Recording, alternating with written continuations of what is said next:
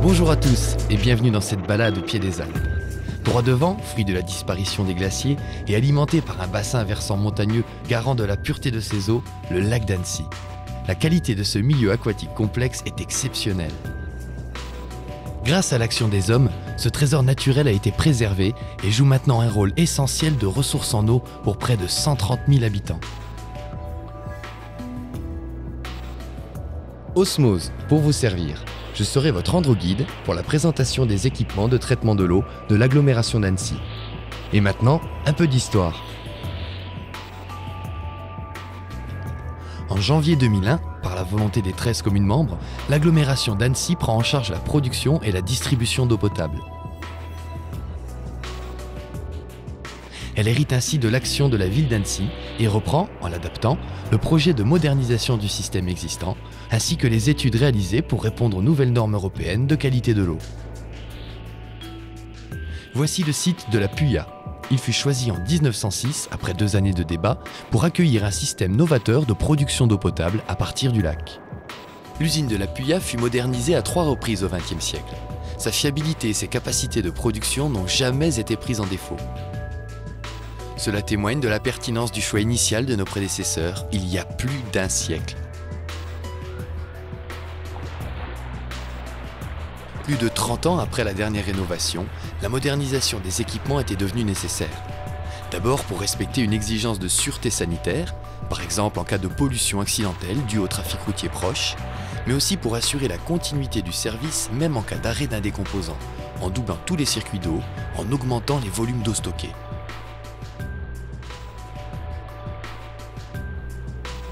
La démarche était complexe. Elle devait prendre en compte faisabilité et coût du projet, mais aussi l'impact sur l'environnement. Allons voir plus en détail les solutions retenues.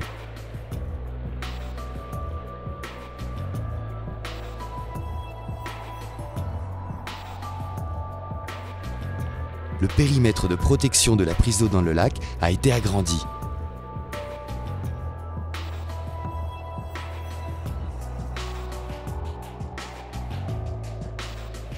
Une extension du bâtiment principal est construite à la place des anciens ateliers. Elle regroupe les nouvelles pompes, plus nombreuses, remplaçant les équipements dont certains dataient de plus de 30 ans.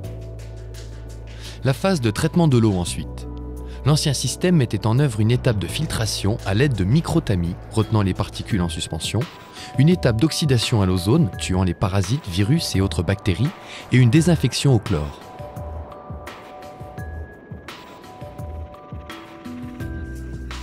Le nouveau procédé de filtration sur membrane se caractérise par une capacité de rétention des micro-organismes très importante. On parle d'ultrafiltration et évite aussi l'utilisation de produits chimiques de traitement. Les microtamis sont conservés comme pré-traitement. Un élément important de sûreté est ajouté. Un réservoir enterré, appelé bâche d'alerte, dans laquelle l'eau brute transite afin de contrôler sa qualité en amont du traitement grâce à une station de mesure d'une éventuelle pollution. Bien sûr, une extension de l'usine de la Puya pour installer ces nouveaux filtres aurait été possible, mais pas sans dégrader le paysage.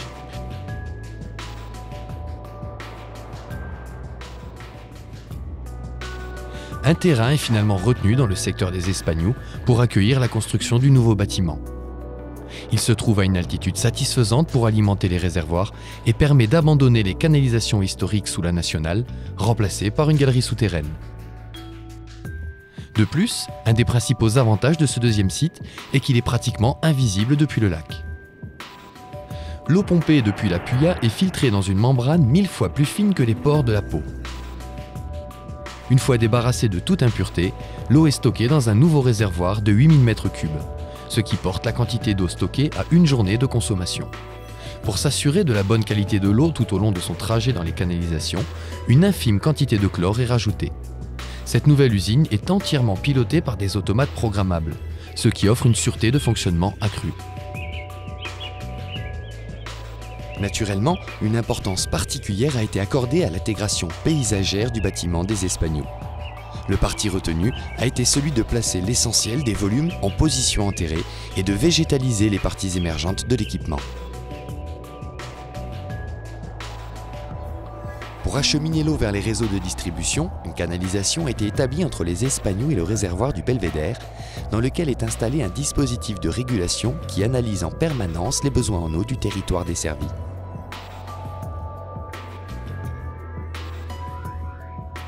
Avec cet ensemble d'équipements, le service de l'eau de la communauté de l'agglomération d'Annecy dispose des moyens nécessaires pour distribuer une eau encore plus sûre au plan de la qualité sanitaire. De même, il est mieux armé pour faire face à des incidents techniques touchant la capacité de production. Enfin, l'avènement de ces nouvelles installations a permis d'étendre en toute sécurité la distribution de l'eau du lac, dont la faible dureté est appréciée, à près de 140 000 habitants de l'agglomération d'Annecy.